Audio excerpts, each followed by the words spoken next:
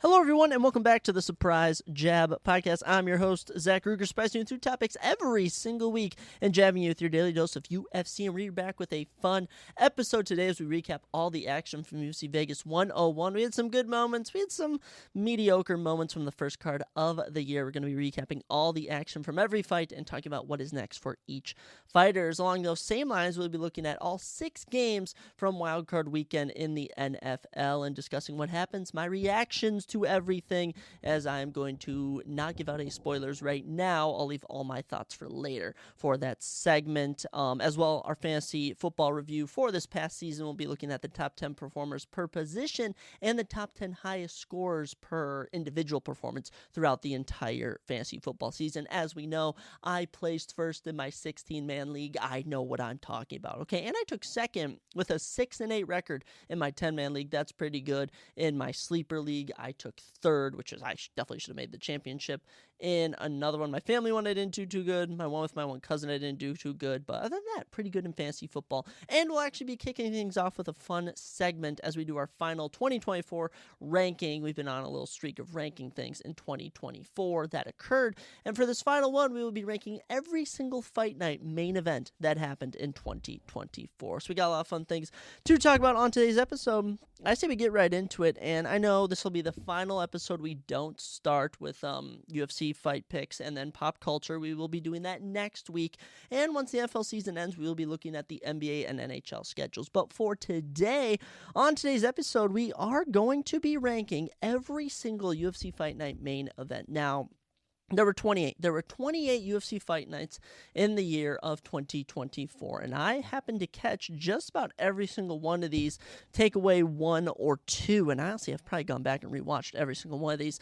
And as I was making my list, I kind of put them into a bad category and a good category, and I went through and ranked the bad, then I went through and ranked the good, and then I went through and ranked them cumulatively. And for my criteria, it is not how good the event was, because, ranking every single UFC Fight Night event, we did that in 2023, and that was, oh man, that was really tough to do. So instead, what I'm doing is just going off of the main event. So this is the individual fight. This is the individual fight as a whole, and this is stacked up against every other UFC Fight Night main event. So that's my stipulation. I'm judging it based on personally how I feel about it, how exciting it was, even if it was just a quick finish, how good that is compared to some of the others. So that's kind of the criteria we are using for this. So let's get right into it with the number 28. That's right, we got to get rid of the worst first, and then the best for last. So the worst UFC Fight Night main event of the year, and it was bad, was at UFC Vegas. I'm trying to jog my memory.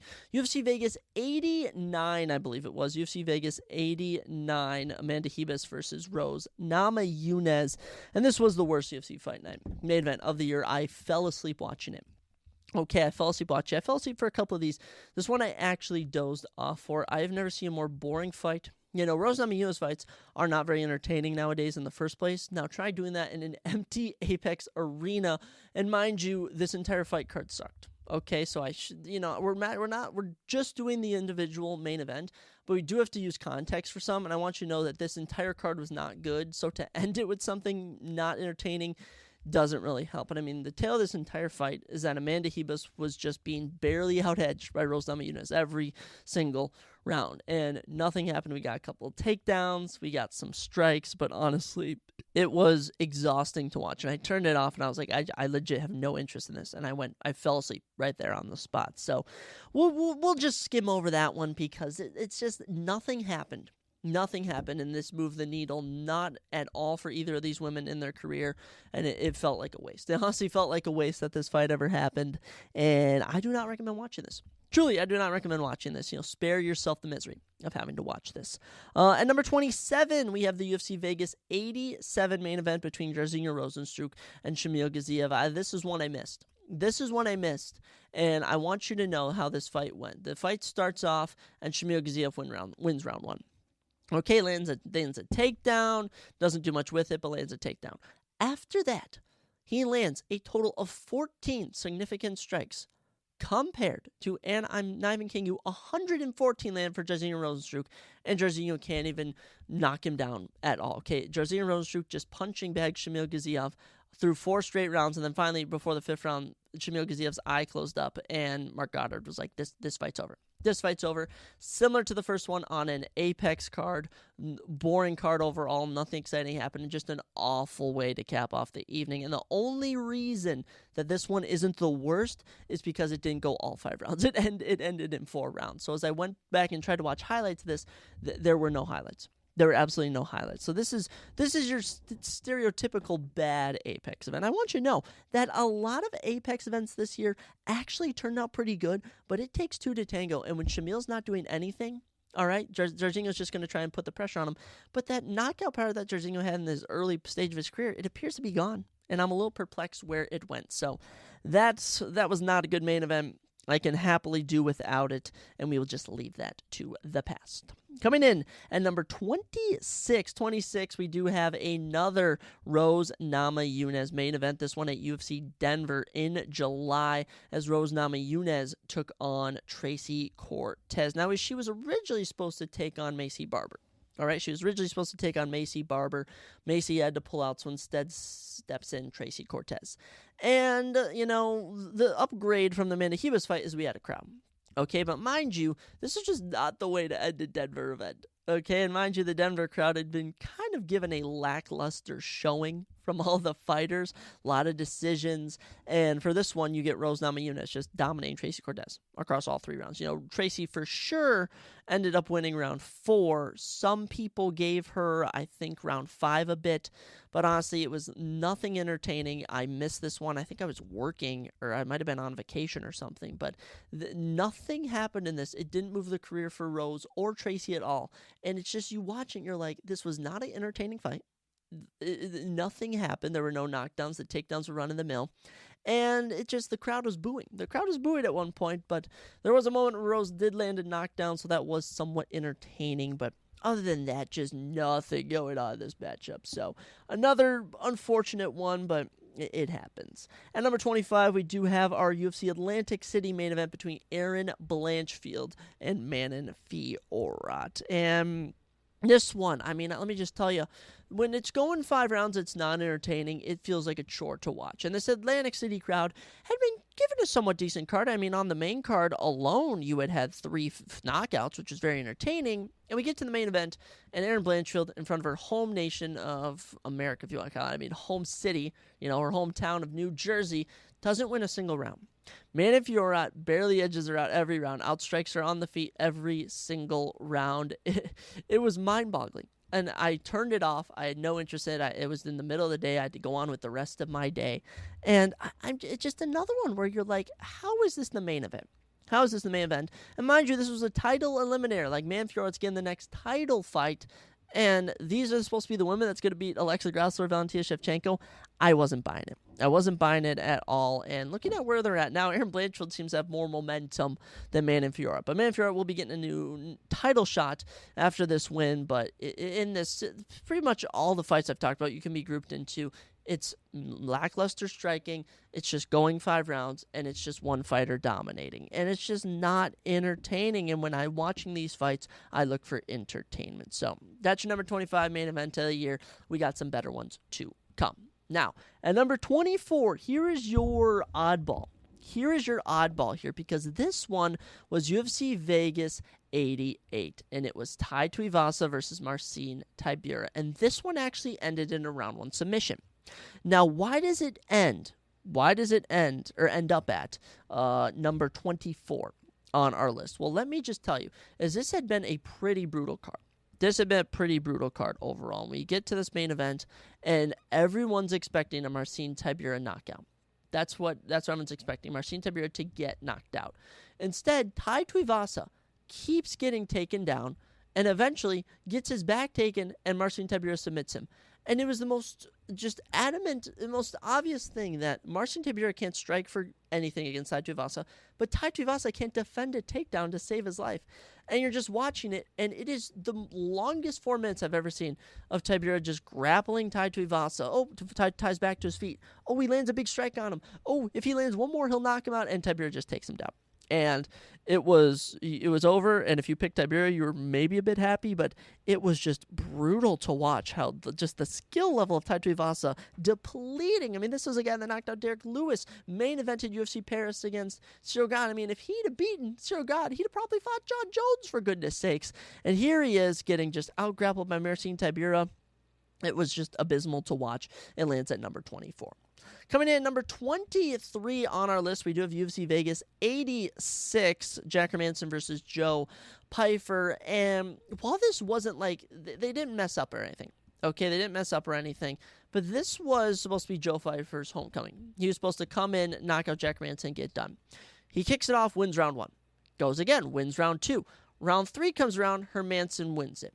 Okay, round 4 comes around. Hermansson's now outstriking Pyfer. Round 5 comes around. Jack Hermansson dominates Joe Pyfer. And Joe Pyfer, up 2-0 in his first main event, drops the final 3 fights. So, kudos to Hermansson, but yet again, another boring Apex card. And we cap it off with a 5-rounder with the abilities I know these two have. They just didn't show in this one. You know, I saw Jack Hermansson, who was losing rounds 1 and 2, and thankfully Joe Pyfer, his stamina gave out, and Hermansson took over. But it was, nothing happened. Nothing happens in these Apex cards. They just drain you. They're honestly so draining, and it was just awful to watch. And kudos to Hermansson. Kudos to Hermansson for making the comeback, but it wasn't entertaining. When we think of a main event, like the main event, this is what everyone's paying to watch or coming to tune in to watch. This was just not it. So it lands at number 23 on our list. At number 22, this one just barely passes. Okay, Hermansson Pyfer, UFC Vegas 85 main event, Roman Dolidze and Nasruddin Imavov. And the only reason that this isn't lower is because Nasruddin Imavov was hunting for a finish this entire fight. No idea how he didn't get Roman Dolidze out of there in round number 1. No idea how that didn't happen at all. We go to round 2. I saw a lot more out of Roman Dolidze in that round. Round 3, Imavov starts pulling away. Round 4, closer. Round 5, Imavov dominates him. But this is just one of those fights where you see a guy almost get finished in round 1, so then you're expecting that the rest of the fight, and you kind of see a stamina depletion. But Roman Dolidze not given much in return. Imavov one-sided.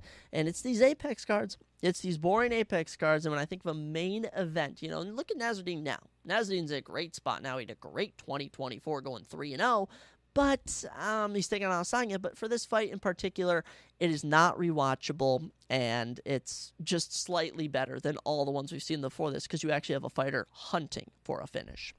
Moving into number 21, this one is one of the most one-sided fights I've seen all year. This may be the most one-sided fight I saw this whole year, and a fight that I have no idea how it lasted as long as it did. UFC Vegas 99, I want to believe it is. Either 99 or 98. I want to say UFC Vegas 99.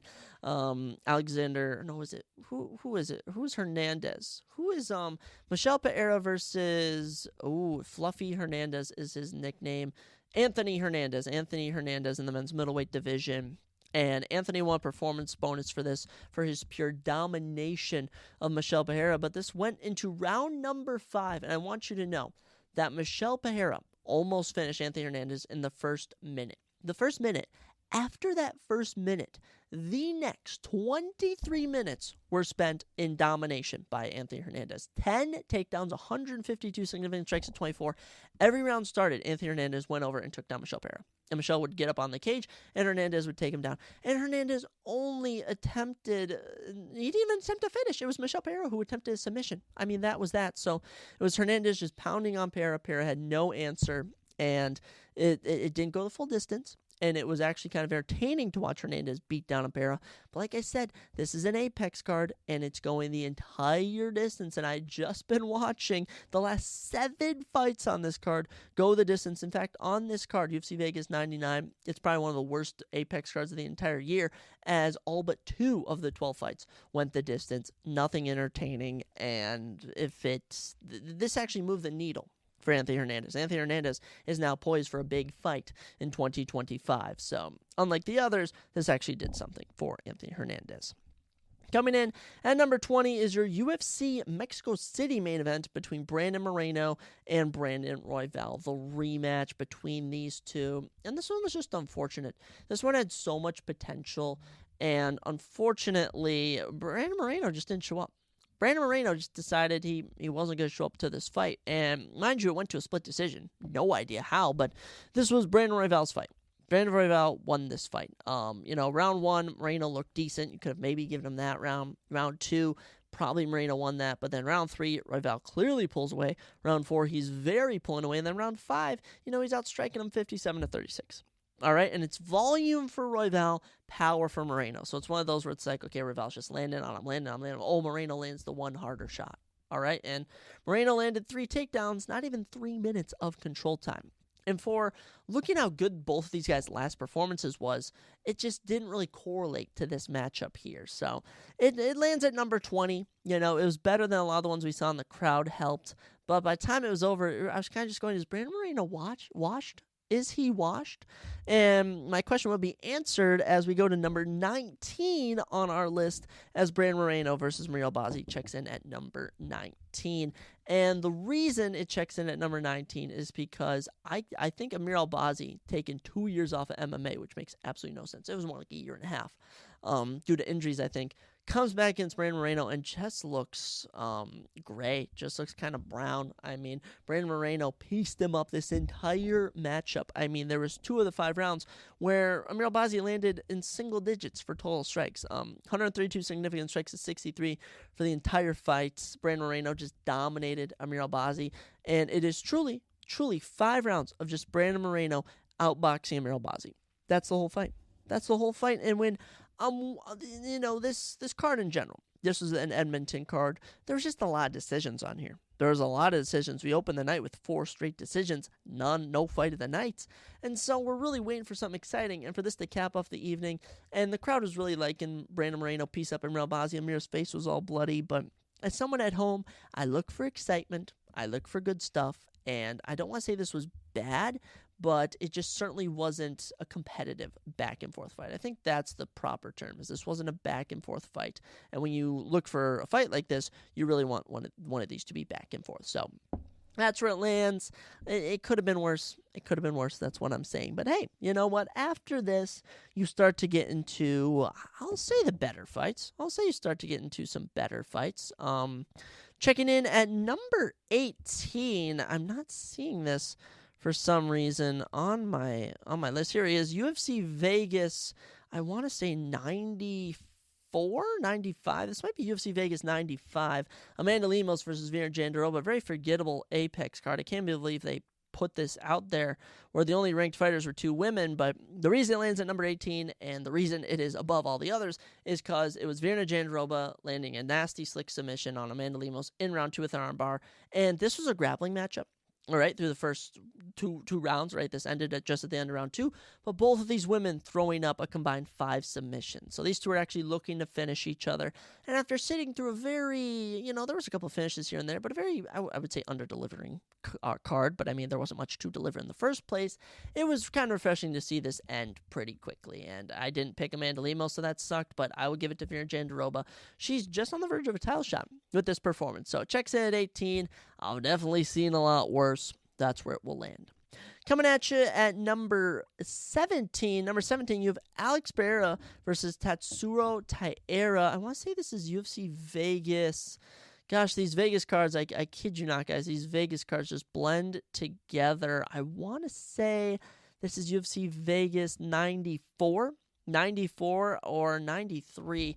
But Alex Pereira, Tatsuro Taira. This was Tatsuro Taira really showing how skilled he is.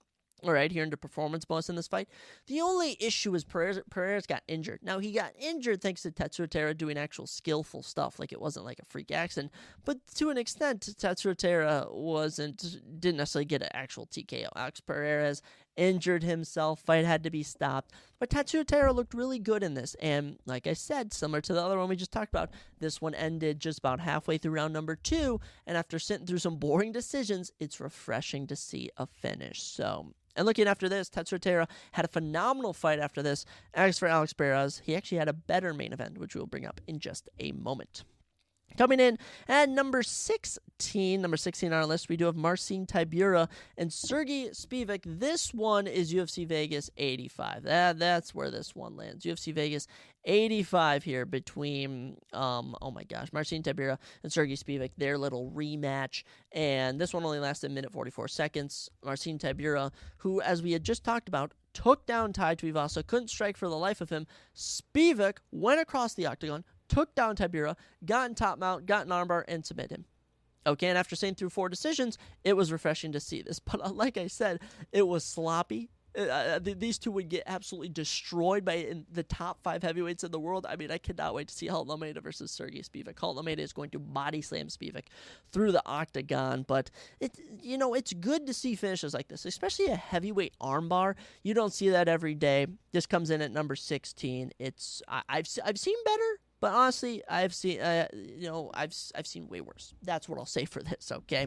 At number 15, approaching the halfway point, we have UFC Vegas 92, this actually was UFC Vegas 91, if I recall. Yes, this was the first event after UFC 300.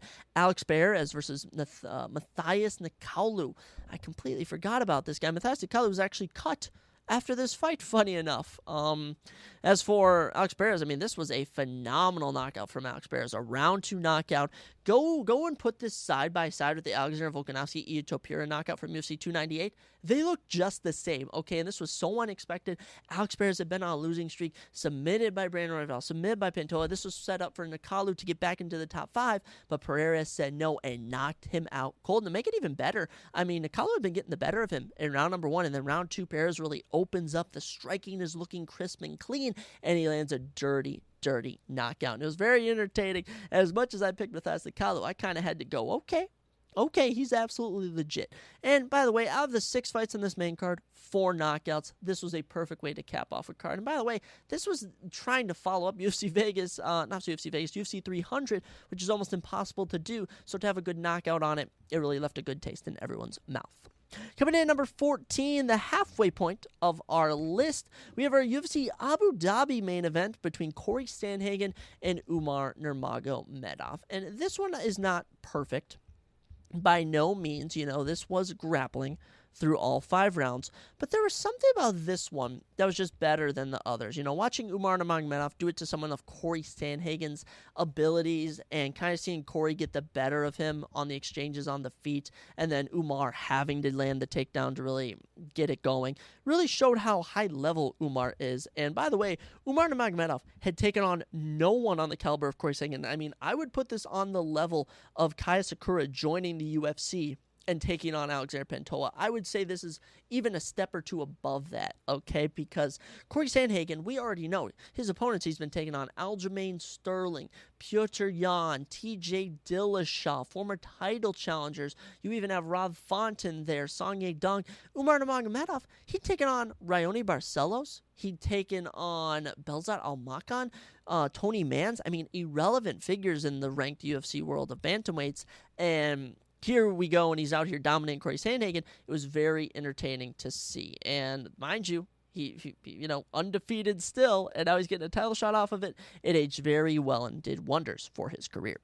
Coming in at lucky number 13, you have Edson Barbosa versus Leron Murphy at UFC Vegas 92, I believe. These UFC Vegases just blend together.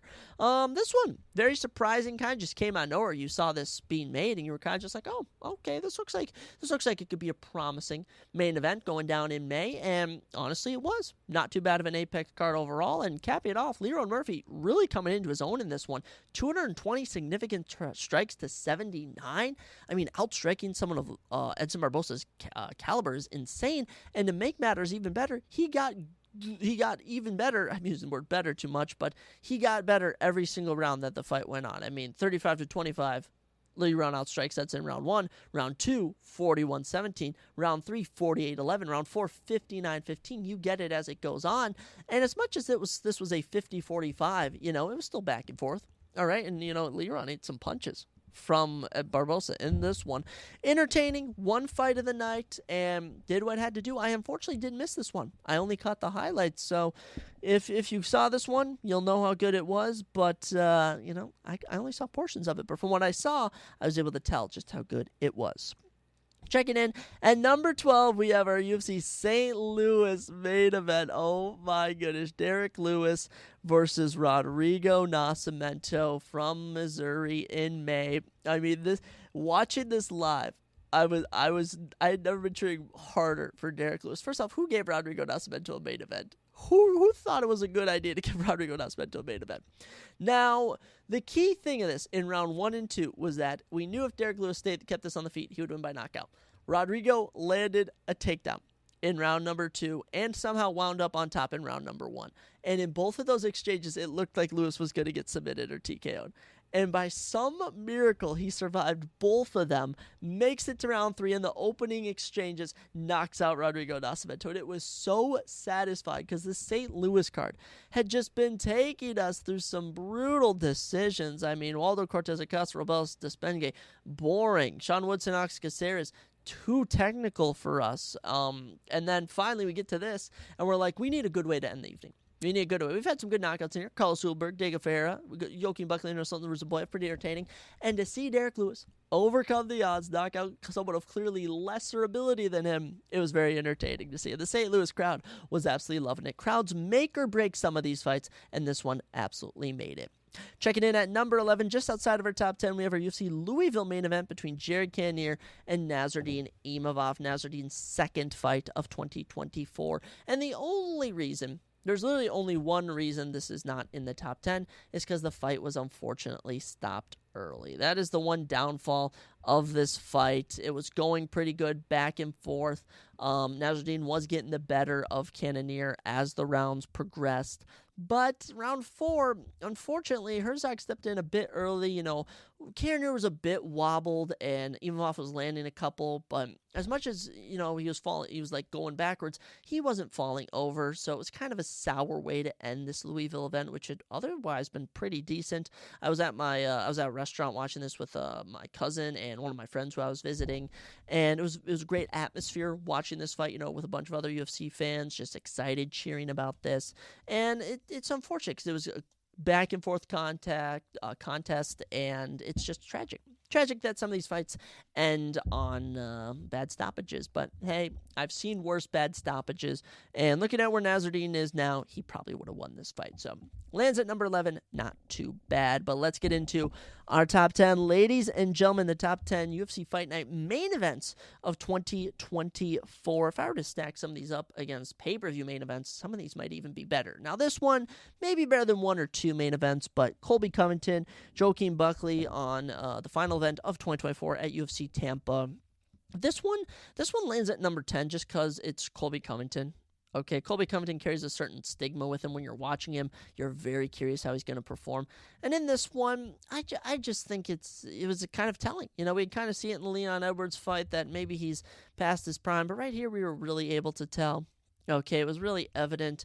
He has great grappling ability, but facing someone like Joaquin Buckley who hits hard, who has precision, who showed great takedown defense not only throughout this fight, but his improvement from 2022 to 2023 throughout the year of 2024 was so evident. I mean, Joaquin Buckley, let's say Ito Pira and Alex Pereira don't exist, Joaquin Buckley would have won Fighter of the Year. I mean, Joaquin Buckley went 4-0 with 3 knockouts. Incredible.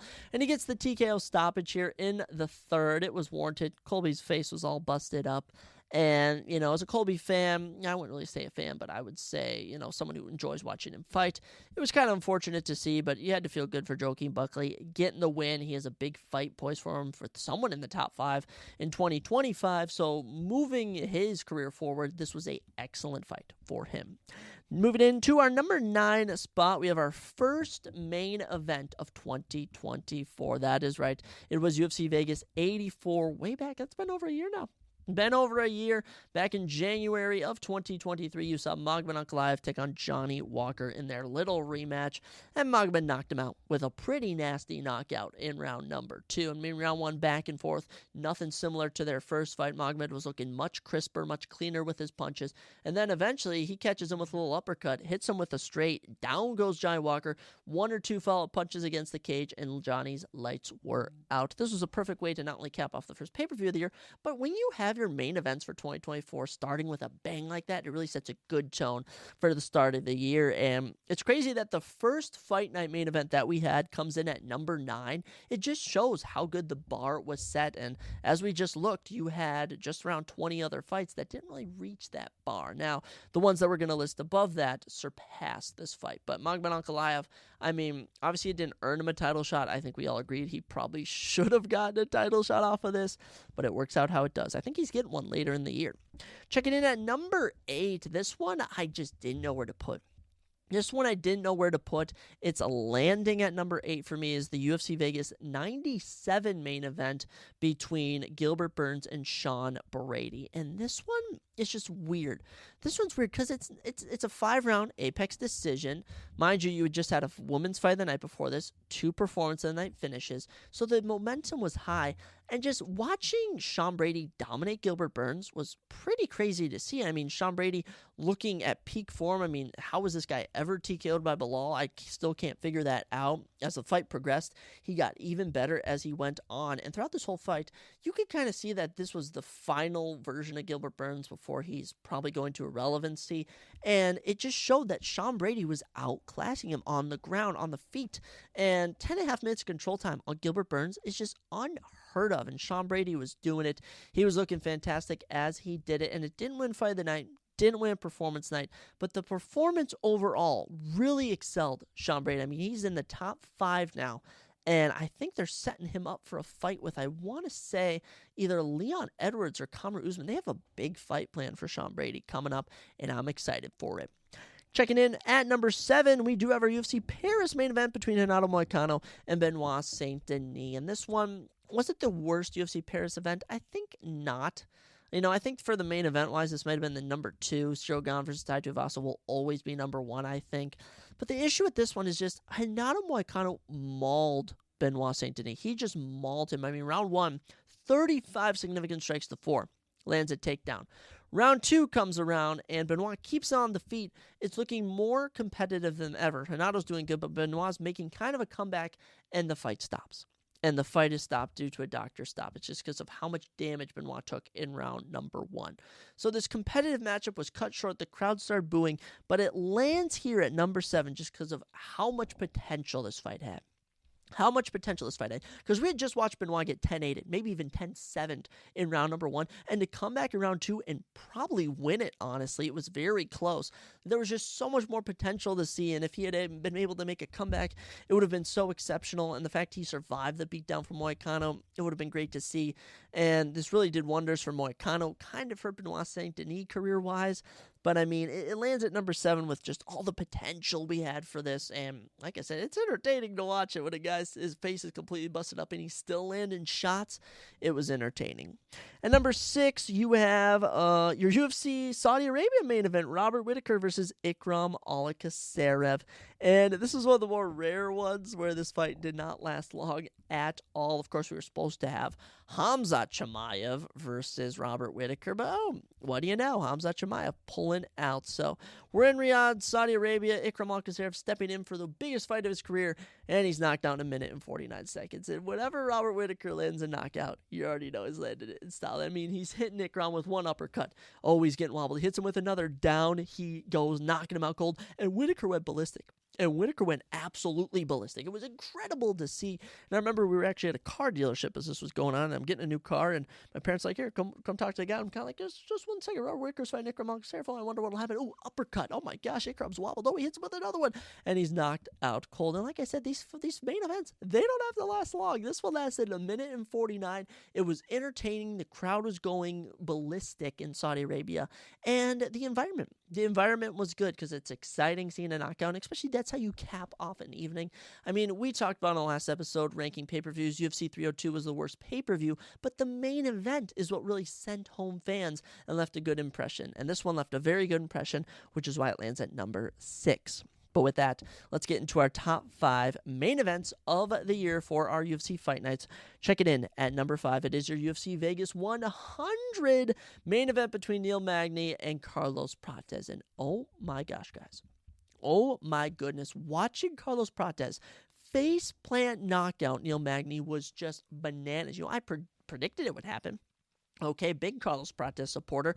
This not only solidified his debut or Rookie of the Year fighter, whatever you want to call him, for 2024, but it put him into the rankings, and he's now rumored to be having top 10, top 5 fights. I mean, he has big things coming in his future, and landing 2 knockdowns to Neil Magny, defending every takedown Neil Magny attempted. He attempted 7, and none faced Carlos Prates. He had some great takedown defense, did it all year long, knocking guys out like crazy. And this was just a great way. You know, when I saw this was announced, I was like, this is such a random main event. And for this to be the UFC Vegas 100 main event and for it to deliver on this scale, and what it did for Carlos Prates, incredible stuff. It lands at number 5. And look at that. It was a round 1 finish, and it did better than almost every other fight that went the full distance.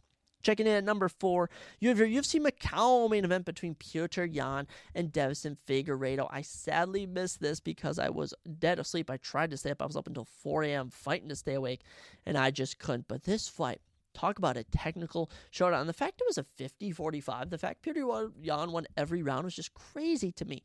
Because, I mean, he was using the grappling. He was using the striking. I mean, he landed some unofficial knockdowns, and then Figueiredo would crack Petr Yan, and you'd be like, oh my gosh, it's not over. He can still win this. It was a phenomenal technical fight in a perfect way to cap off a UFC China card.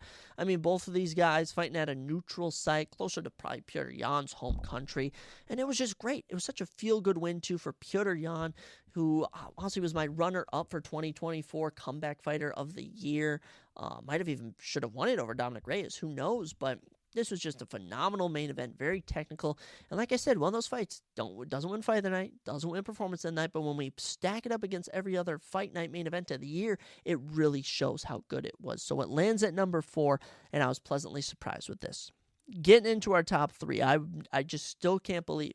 I can't believe that you have some names on this list, and then these are the ones that are the best fight nights. And mind you, from here on out, it's all 5-round decisions, just to let you know. Checking in at number 3, UFC Vegas, I want to say 98?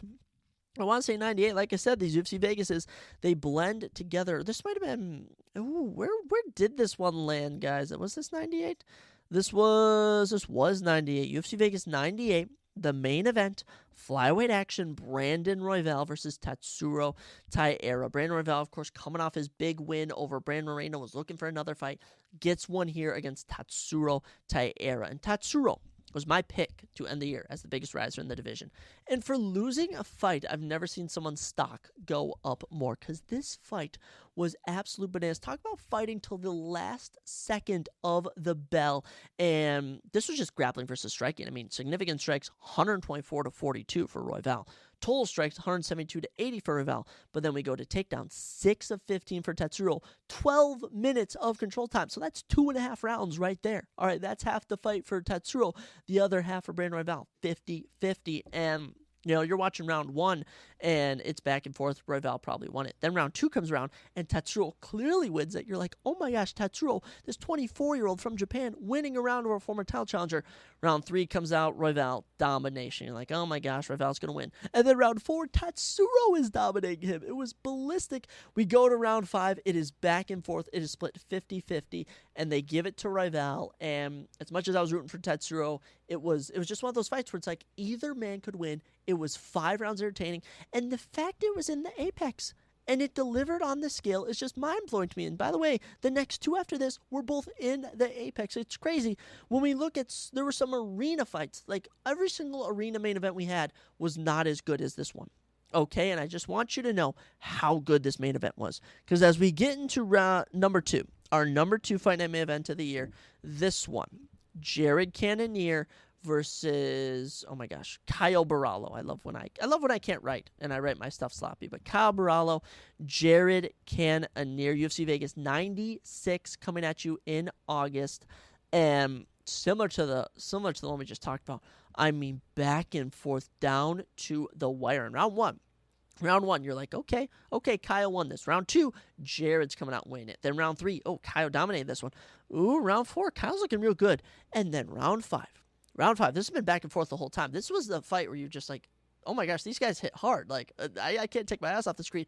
And round 5, Kyle Barallo lands a straight that knocks out Jared Cannonier. And when he lands a follow-up hammer fist on his face, Jared Cannonier wakes up, is able to eat a few more shots, and survives to the final bell. And he's still swinging. They're still swinging back and forth. And it was just like, how was this an Apex event? The minimal crowd they had was cheering as loud as they could. The announcers were going crazy. And this was the coming out performance for Cabral. He had just knocked out Paul Craig earlier in the year. And here he is, just about knocking out Jared Cannonier. I mean, his performance was way better than Nasruddin Imovov's, and now he's in the top 6. He's poised for a big fight in 2025. This was phenomenal for the career of Kyle Barallo, and Jared Cannonier at his expense. You know, it's unfortunate to see, but I mean, just epic, just an epic main event, and it was a pleasure to watch this. But that brings us into our number 1 main event of the year. I've never had a more surprising Fight Night main event. I can't believe this was as good as it was. This is a hidden gem of a fight. Brendan Allen versus Chris Curtis 2 in the rematch. And this didn't even win a fight of the night. It didn't win a performance bonus on the night. But this was 2 guys who did not like each other. They honestly did not really care for each other. And the technicalness of this fight was off the charts. It goes to a split decision. I mean, 124 significant strikes for Chris Curtis, 112 for Brendan Allen. Total strikes, 141 for Curtis, 128 for Allen. Allen goes 6 of 13 on takedowns for 6 minutes of control time. Of his 6 takedowns, 2 were reversed by Curtis. And I mean, some crazy reversals. I mean, round 1, we get going. Brendan Allen wins it. Round 2, Chris Curtis really outstrikes him. Round 3, it is split on strikes completely. 23-23 apiece. A takedown for Brendan Allen gives it to him. Round 4, Brendan Allen gets 2 of 3 takedowns, outstrikes him. Round 5 comes around. Brendan Allen lands 2 of 7 takedowns, and this has been a pretty entertaining fight. And we're getting into the final seconds, and it is evident Brendan Allen needs to keep this on the ground or he loses, and it goes to the feet. And Chris Curtis is rocking him in the face, and then Allen lands a takedown to save it, tries to get a submission, and then Chris Curtis reverses it. He strives for a submission. Then they get to their feet, and then Brendan Allen rocks Chris Curtis. I was losing my mind. I'm alone in my old apartment just watching this. I think my roommate was down the hall. We were about to go out for the evening, and he's like, "What are you cheering about?" I'm like, "This is one of the craziest fights I've seen for no reason." Like, there was no reason for this fight to go as hard as it did. This fight is slept on. And the funny thing is, there's other fights on this list that I think would be in Fight of the Year category before this. Yet, as a main event on an Apex card, the stakes, how good they performed, just both of these guys wanting to win so badly and trying everything they could.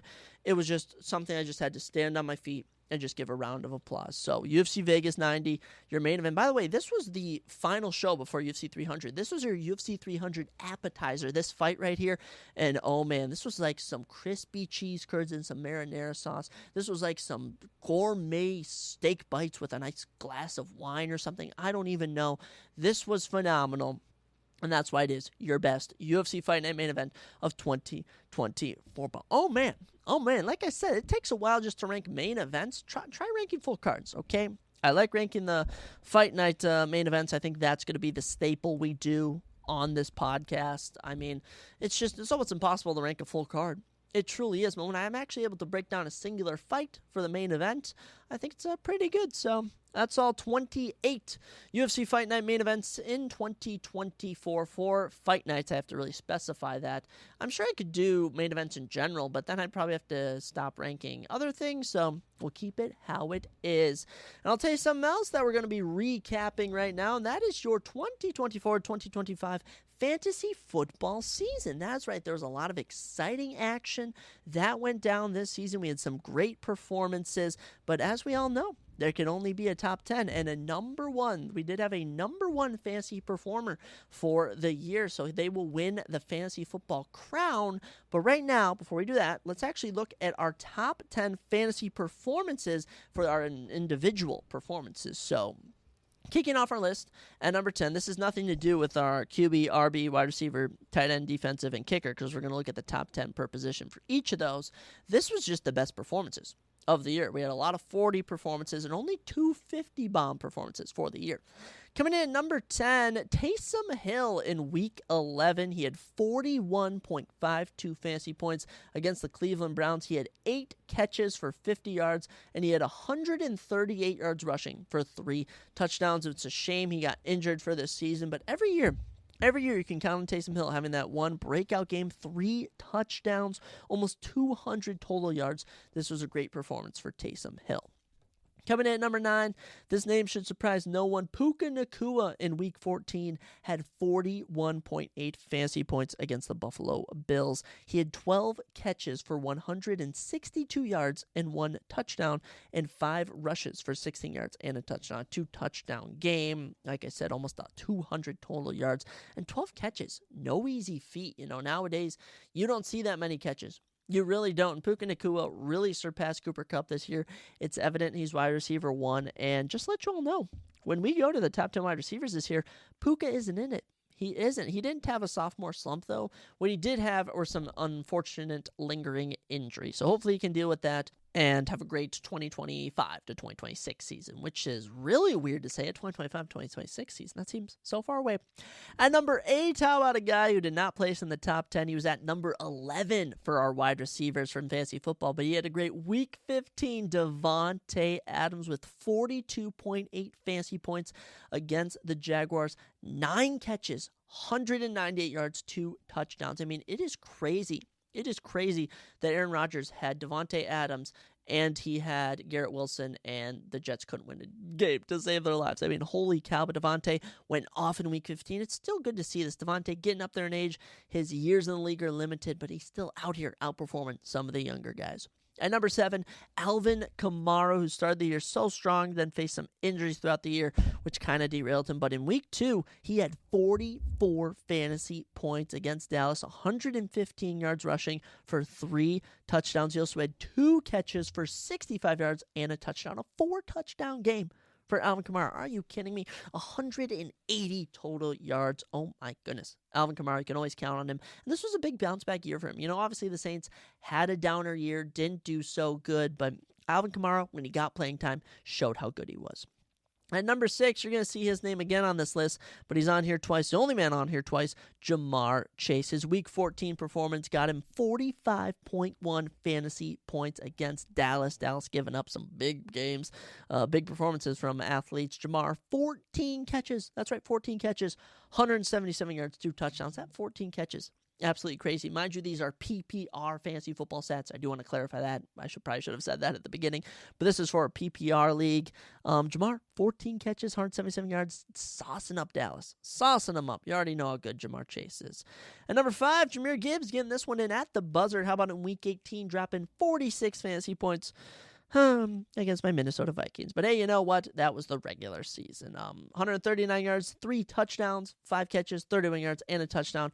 We gave up in Week 18 4 touchdowns to Jahmyr Gibbs. You know what? Just shows how good Jahmyr Gibbs is. And honestly, I think he's won the backfield over David Montgomery. But great performance, and yeah, did it right at Week 18, sneaking in as the number 5 best fantasy football performance. I don't really know how to phrase it. These are individual performances, but then we also have the top 10 season performances. I think that's how we should phrase it. At number 4, my bad, we have my fantasy football running back who ran me to glory. He didn't just carry me to glory. He ran me to glory. That's right, Saquon Barkley. In Week 12, he had 46.2 fantasy points against the Los Angeles Rams, 255 yards rushing, 2 touchdowns. How about 4 catches for 47 yards? If you're doing your math correctly, yeah, that's 302 total yards for a game. And 2 touchdowns. I mean, Saquon, if he had played, we're going to talk about top running backs. We're going to say this again, but if he had played just one more game, if Nick Sirianni hadn't benched him, he would have set the NFL all-time season rushing record. I'll never forgive Nick Sirianni for that. And honestly, I hope that the Eagles are just cursed for the rest of eternity. I hope they're cursed. I'm putting a curse on the Eagles for benching Saquon. I mean, come on, Nick. Come on. Not fair to Saquon.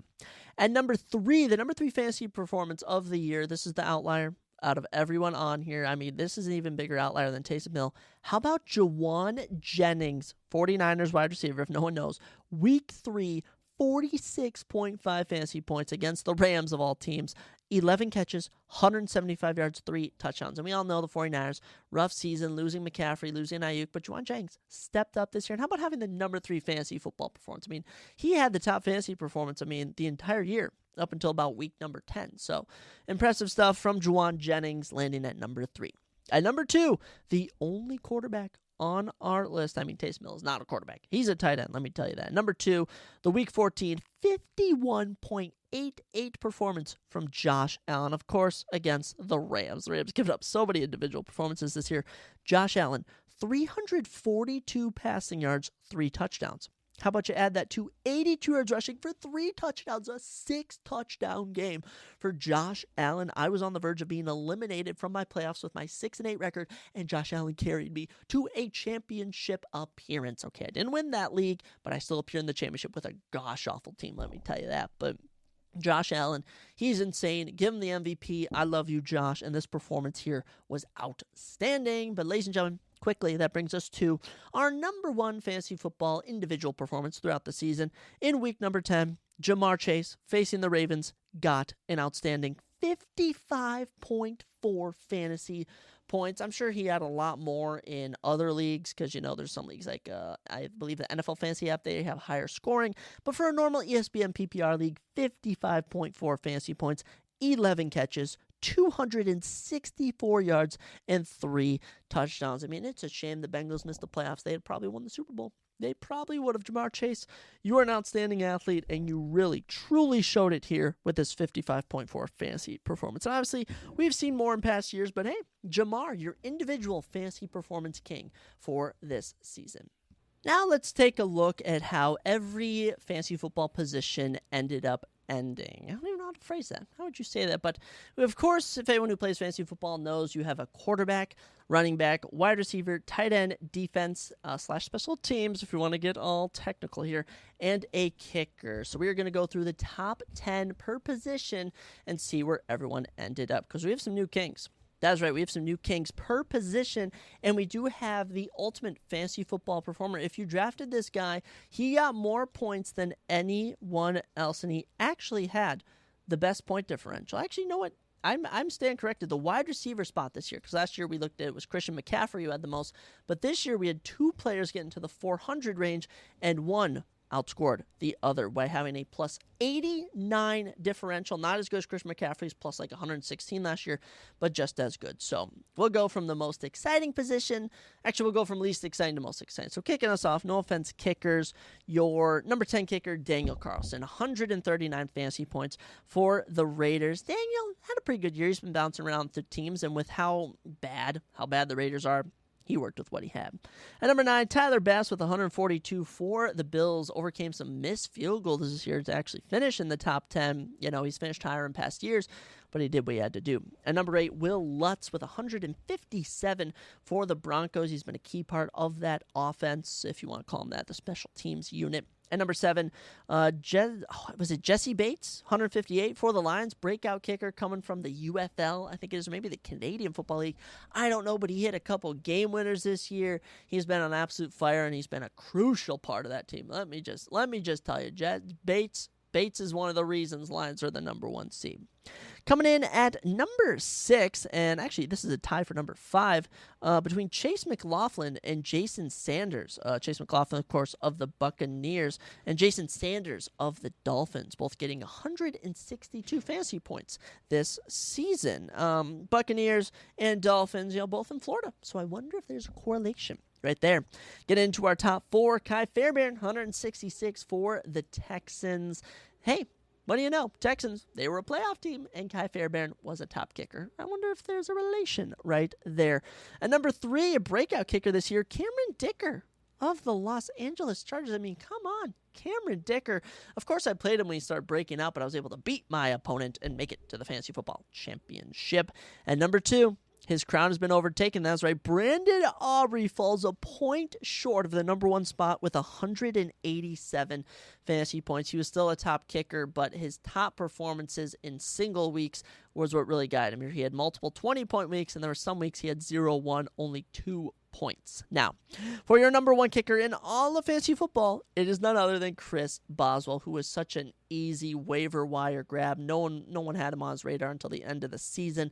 Really helping the Steelers' offense this season, being a crucial part of the kicking squad. And hey, look at that. He outscored the top defense, let me just tell you right now, by 22 points. I do want to add that out there. And he actually outscored the bottom 4 tight ends. So Chris Boswell, if you'd have had him, he'd have earned a lot of fantasy points for you this season. So good stuff to Boswell. He's the new fantasy football kicker king, as Brandon Aubrey has been overthrown. Now moving on to our defenses. Complete switch up on defenses. No Cowboys this season. No, who even was some top defenses last season? No Chiefs or anyone like that. We have some new bodies in the top 10. But for the number 10, Ravens, 106 fantasy points. Ooh, my 0 looked like a 6. Decent year for the Ravens during the regular season for them, putting up a good amount of fantasy points. At number 9, 11 more than the Ravens, the Chargers, another playoff team. At 8, the Bills, 121, yet again another playoff team. Seahawks at number 7 with 121. Such a shame the Seahawks missed the playoffs when they finished with the same record as the Rams. I just find that pretty funny.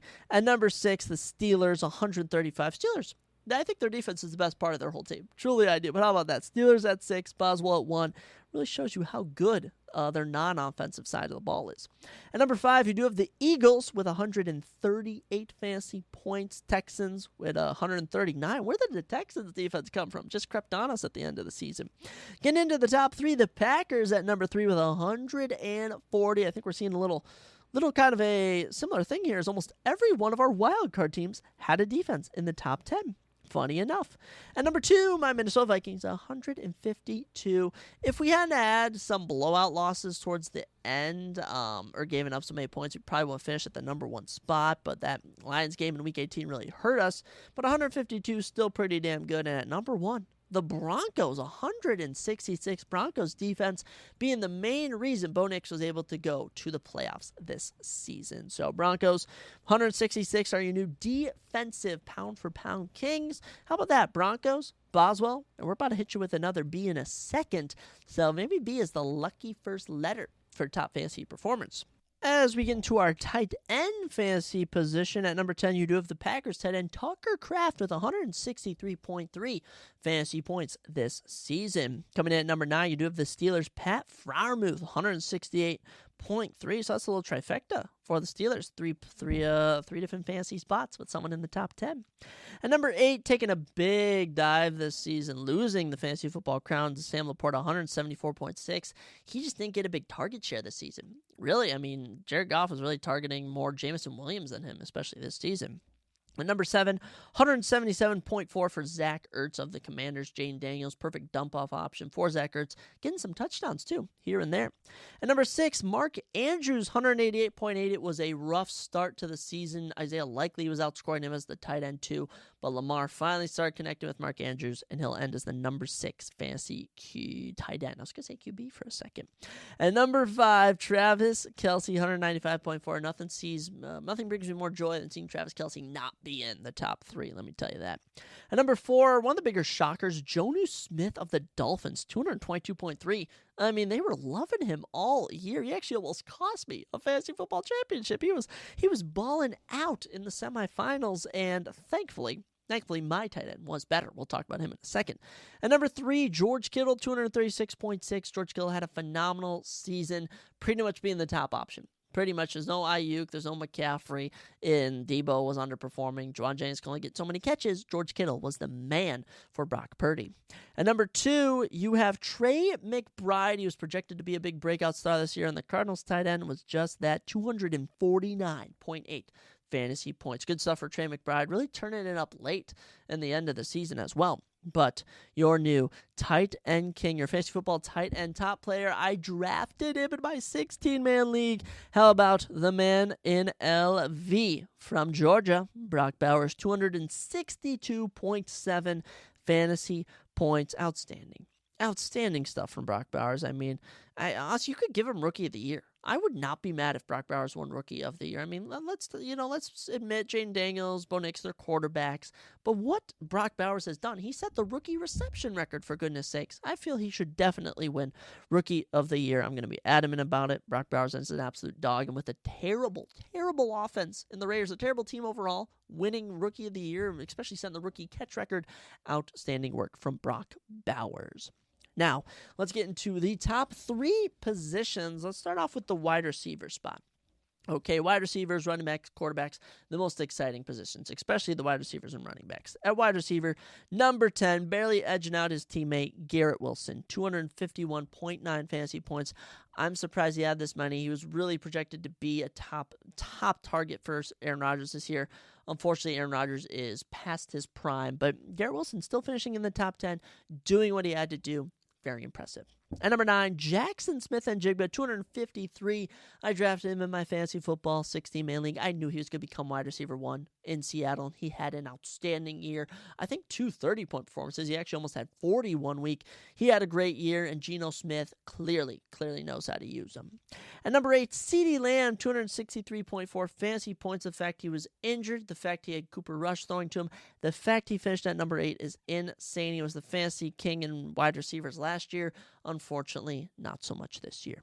At number 7, you have Scary Terry. That's right, Terry McLaurin with a rookie QB, 267.8 fantasy points. Jaden Daniels knows when you have a top wide receiver in the league in Terry McLaurin, you throw the ball to him, and he was a target and touchdown magnet for a majority of the games this year. Only about 1 or 2 where he had 0 points. At number 6, you have your first rookie up here, Malik Neighbors of the Giants, 273.6. I'm going to say what I said about Brock Bowers. The fact this is a rookie playing so good with such an awful team just shows how good Malik Neighbors is. He is going to be a star in this league, and they're probably going to get a rookie QB, and it's going to be someone who's going to love throwing to Malik Neighbors. Number 6, a wide receiver this year.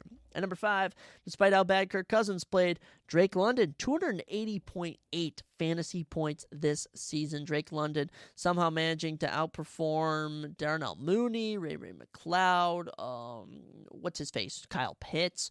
He was able to really show out and even had a 40-point performance towards the end of the year.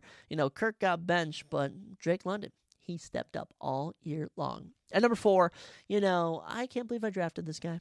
I can't believe I drafted him, started him all year long.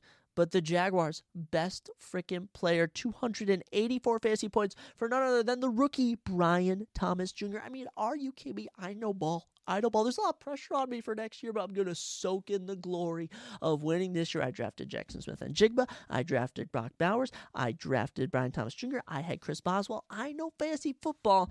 And honestly, Brian Thomas Jr. really had little to work with in Jacksonville and managed to drop multiple 25, 30 bombs left, right, and center. Amazing work from Brian Thomas Jr. Look at the company he keeps. Okay, at number 3, 316.18 fantasy points, Amon-Ra St. Brown. Okay, with how much target share went on in Detroit, it's crazy that Amon-Ra was able to get this many fantasy points. And hey, he looked good doing it, man. He was on receiver. He got the recognition he thought he deserved. And man, he's been outperforming just about everyone on that team. At number 2, none other than the Minnesota Vikings star Justin Jefferson, 317.48 fantasy points. Sam Darnold loves him, a little Justin Jefferson. This is no surprise. Truly, this is no surprise to anyone. Everyone knows how good Justin Jefferson is, and even though everyone thought he wasn't going to get as much target share, not as much yards as he did in the past, he ended up getting more. Ended up having one of the best seasons he's ever had in the regular season. So Justin Jefferson ends at number 2, and his best buddy, rival, frenemy, whatever you want to call him, his college roommate, teammate. I don't actually think they're roommates, but Jamar Chase is the fantasy football wide receiver king, and the first of our 2 players to get into the 400 category with 403 on the dot fantasy points in a PPR ESPN league. I mean, wow. Just wow. Jamar Chase was actually held by one of the worst players in my league, funny enough, so he didn't really offer any addition to that team, but being the best differential for any fantasy spot between the top guy and the second top guy with a plus 89 differential between Jamar and Justin Jefferson, meaning Jamar Chase would have been the best wide receiver asset for your team. So kudos to Jamar Chase, and honestly, drafting the top quarterback, running back, and wide receiver, tight end, defense, and kicker, it all seems very possible. So congrats to Jamar Chase. But let's take a look at our running back spot, as we have another Chase at number 10, Chase Brown, 255 points for the Bengals running back. Such a good offense for the Bengals. It's unfortunate their defense was, oh my gosh, so bad this year. The Bengals defense is the only reason they're not in the playoffs. At number 9, we already mentioned his great 44-point performance, but Alvin Kamara, 265.3 fantasy points this year. With a terrible Saints team, he was still able to rack up a ton of carries. And number 8, James Cook, 266.7. For the Bills to have success, they need a good wide receiver. They need a good running back. They need a good quarterback. They need a good defense. And they had just about every single one of those. No Stephon Diggs this year placing in the top 10 for wide receivers, but James Cook really showing how good he is. And it's weird to think he's better than his brother Dalvin. And number 7, Kyren Williams of the Rams taking a bit of a drop back in his sophomore year. 272.1 fantasy points, though, is still not too bad of a drop off. One of the better additions you could have had on your fantasy team this year. Exceptional stuff from Kyren Williams. And how about that? He led the Rams to the playoffs. Well, I think Puka had a bit of a hand in that. Number 6, Josh Jacobs, 293.1 fantasy points, the perfect addition to this Packers team, and it has benefited them tremendously as it led them to the playoffs. And Josh getting much better. I feel like he had a better season mentally overall than when he was in Las Vegas? I mean, he was even, when they were the Oakland Raiders, he was with them. So Josh Jacobs finally getting out of there and having a good time in Green Bay. And number 5, Devin Achane, whatever you want to call him, the Dolphins running back. His sophomore year led him to 299.9, just shy of the 300 club.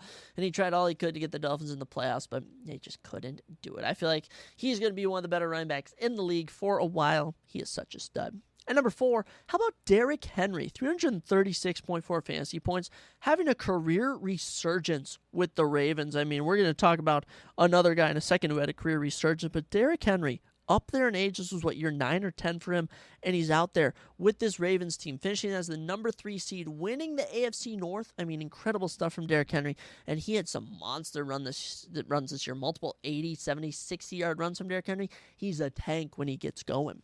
At number 3, he was projected the number 1, I think, fantasy running back for a while. Bijan Robinson, 341.7 fantasy points. There was a couple goal line targets given to Algier. There was the QB change between Cousins and Penix, but Bijan remained consistent throughout the year. Multiple 20-point games, 30-point games. He was a stud. Now, the number 2 guy, Saquon Barkley, 355.3 fantasy points. He should have been number 1. He should have been number 1 because guess what? Jahmyr Gibbs is your new fantasy running back king with 362.9.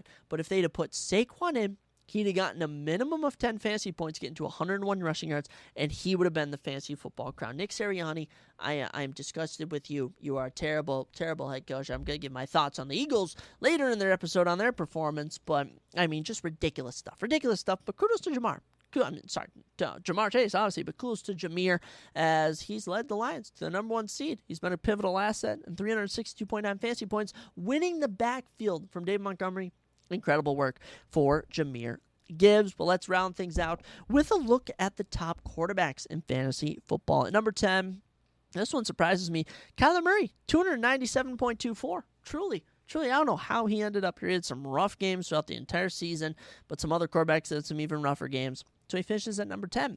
Get into the 300 club, Sam Darnold, 307.96, one of the biggest surprises this season. And at one point, he was the number 4 fantasy QB, okay? Had some rough games towards the end, but Sam Darnold, a true baller in Minnesota. At number 8, Jalen Hurts, 315.12. If he hadn't gotten injured the last 3 weeks, he definitely would have placed in the top 5. But Jalen Hurts, he was out. He was resting. He was trying to get healthy for the playoffs. And you know what?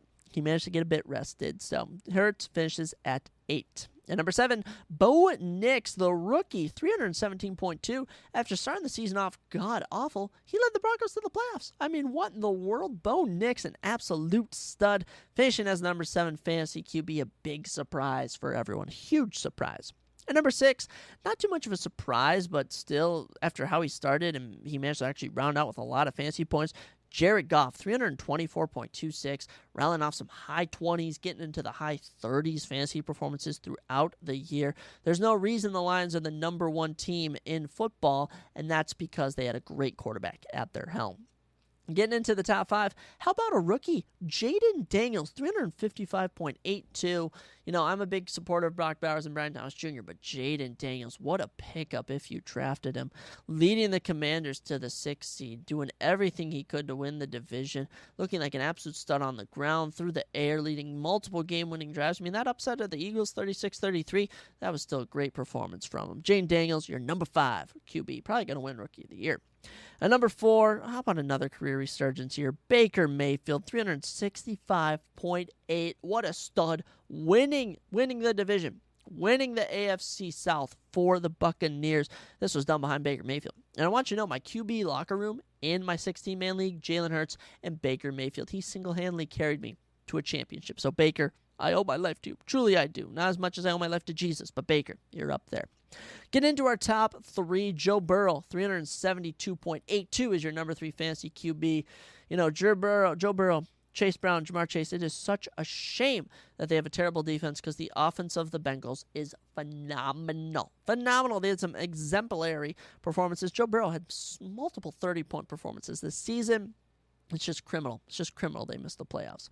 At number 2, your probable MVP, we'll have to see. Josh Allen, 379.04. One of the only 2 players to get a 50-point fantasy football performance.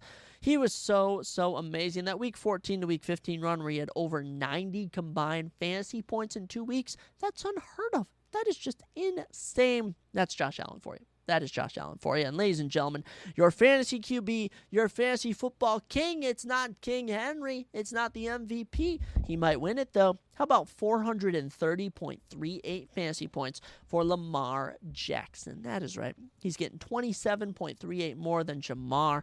If you had Lamar on your team this season, you probably would have won. You probably would have won your fantasy league.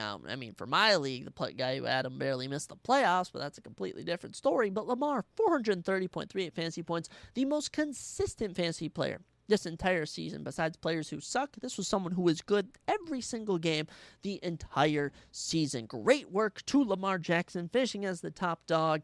And honestly, we had better stats last season in terms of fantasy football. But honestly, overall, it was pretty entertaining of a year. I won my 16-man league. I consider it a successful fantasy football campaign. And now you know all the top performances from this past season. But that'll do it for us. I say we talk about all the action that went down in the wild card weekend. How about that? We'll call it that. Wild card weekend did not fail to deliver.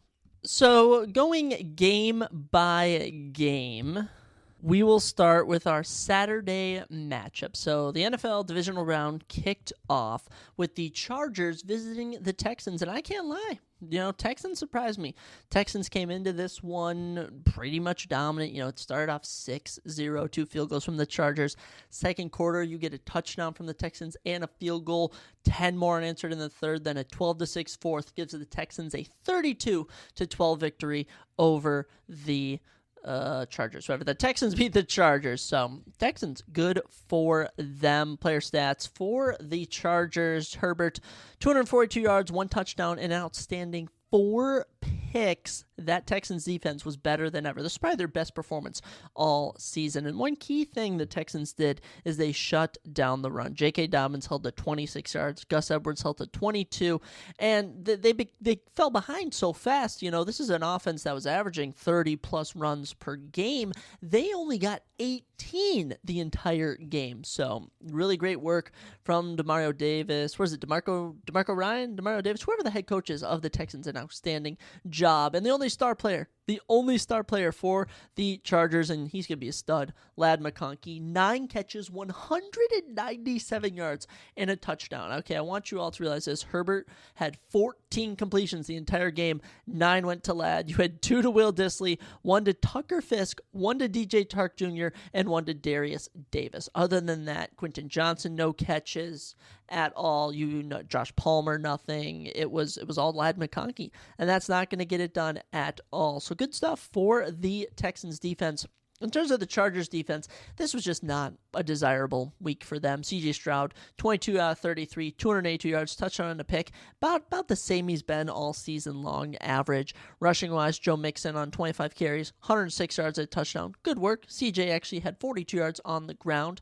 Nico Collins, 7 catches, 122 yards and a touchdown, was the stud for them today. Derek Stingley Jr. on defense, 2 picks. Eric Murray getting 1, and Kamari Latsier getting 1. Just a great work. Just great work, everyone all around. Eric Murray's 1 pick was actually a pick 6, 38-yard pick 6. And yes, I was trying to look around. They have a D'Angelo Ross extra point return. I don't even know what that means. There were some weird things going on here. I think we might have had a safety or something. I don't know. Texans win. They'll be rewarded with a trip to take on the Chiefs. So in the next episode, we'll do our predictions for that. I think we all know who we're going to be predicting for that game. But the Texans make it to the divisional round for a second straight season. C.J. Stroud looking good when he's in the playoffs. Our second game on Saturday gave us the Ravens and the Steelers, and to no one's surprise, the Ravens win 28-14. And Ravens start off the game at halftime 21-0. You had 2 touchdowns from the Steelers in the third. Other than that, nothing all around. It was pretty pitiful. Pretty pitiful, I can't lie. Highlighted by a Derrick Henry 44-yard touchdown run. He also had an 8-yard run in the second quarter, but it was just all Ravens all day long. For the Steelers, Wilson, 270 yards and 2 touchdowns. Wasn't even bad. Wilson performed at a great level. It's just this Ravens team was far better. And in terms of rushing, only 11 rushing plays the entire game. Crazy. Utterly crazy. 17, 6, and 6. You had 29 yards in total for rushing the entire game. So the Ravens defense coming up big in that department. Receiving-wise, George Pickens actually showed up. 5 catches, 87 yards, and a touchdown. He did decent. Van Jefferson getting 2 catches for a touchdown. But Freiermuth only caught 3 balls for 15 yards. Mike Williams had 1 37-yard catch. Calvin Austin, 1 25-yard catch. It just wasn't enough. Ravens just had their number. Wherever you looked, Lamar, your potential MVP this season, 175 yards and 2 touchdowns through the air, 81 yards on the ground. Star of the game, though, Derrick Henry, 186 yards and 2 touchdowns. Very impressive. Receiving-wise, Isaiah Likely, 3 catches, 53 yards. Bateman caught a touchdown. Justice Hill caught a touchdown. And without Zay Flowers, the team performed to its highest capabilities. And we're going to mention in a second who the Ravens are playing, but this was no surprise to anyone. Steelers fans, it's unfortunate that your team didn't step up to the level you hoped they would, but you know what? There's always next year. They finish at 500 every single year, but they always end the season kind of bad. Kicking off NFL Sunday, you had the Broncos visiting the Bills, and to no one's surprise, the Bills win 31-7 too. Might I add, 31-7 wasn't even close. Troy Franklin opened the game. The first drive of the game was a 43-yard touchdown pass from Bo Nix. They did this in under 3 minutes. Actually, if you want to get specific, 2 minutes and 24 seconds their opening drive lasted. They would proceed to then give up 31 unanswered points. Just domination from the Bills. Bo Nix, 144 yards and a touchdown. You actually had a fun trick play on 4th and 8 where Riley Dixon threw a 15-yard pass. Bo Nix, 43 yards rushing, was the leading rusher. Javonte Williams had only 29 yards. Cortland Sutton, 5 catches, 75 yards. Javonte Williams, 2 catches, 14 yards. Marvin Mims, 2 catches, 12 yards. Nothing was enough at all. The Broncos offense held in check after the opening drive. It was literally just the opening drive was the best the Broncos played all day. For the Bills, after a rough first quarter, they bounced right back. Josh Allen, 20 for 26, 272 yards, and 2 touchdowns. Also rushed for 46 yards.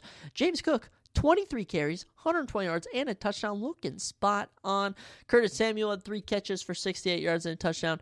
Khalil Shakir, 6 catches for 61 yards. Kincaid gets 3 catches for 47 yards. And Ty Johnson catching himself a little touchdown pass as well. The Bills will take on the Ravens. That is the highlight game. That is the game everyone has circled on their calendar. It is rightfully the final game of the divisional round weekend, which is going on this upcoming weekend. It'll be going down at the night game, or the evening game, you can call it, on Sunday. That's probably going to be the biggest 50-50 game you're going to see all weekend. So Ravens and Bills, they'll be squaring up, but yet another blowout, nothing too entertaining. It was just all Bills all day, and that's how it goes. The blowouts continued as we went into the Packers versus the Eagles. And the Eagles, man, despite resting all their starters in Week 18, they didn't look like they missed a beat. 22-10, and those 10 points didn't come until a field goal in the third and a touchdown in the fourth. It was all Eagles all day. All Eagles all day. Jordan Love, 212 yards and 3 picks, choking under the pressure. My goodness. Josh Jacobs, 81 yards and a touchdown on 18 carries. Wasn't too bad. I've seen worse. Jaden Reed, 4 catches, 46 yards. He gets injured. Dontavian Wicks, 2 catches, 39 yards. Tucker Kraft, 5 catches for only 26 yards. Romeo Dobbs gets injured. Malik Heath might have gotten injured. Everyone was getting injured. Rough day overall for the Packers, and after such a decent season, it is unfortunate for them to lose in this fashion. For the Eagles, Jalen Hurts, 131 yards, 2 touchdowns, 36 yards on the ground. Saquon rushes for 119 yards. Dallas Goedert caught a touchdown. Jahan Dotson caught a touchdown. And Devontae Smith, 4 catches, 55 yards, was the leading receiver. A.J. Brown only had 3 targets the entire game. Pretty ridiculous in my opinion.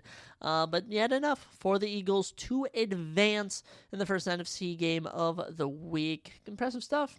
Jake Elliott putting up of those 22 points, 10 of them. That's right, using his kicking abilities to their advantage. So it's always good to see the Packers lose, but seeing the Eagles win doesn't bring as much joy as you would think. I am a Saquon Barkley and Jalen Hurts fan, but the Eagles franchise as a whole, I'll pass.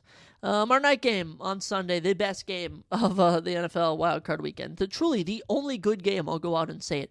Commanders and Buccaneers had everything you want. A close game. It was tied 10-10 at halftime. It was then the Buccaneers with a touchdown, a 4-point lead heading into the fourth.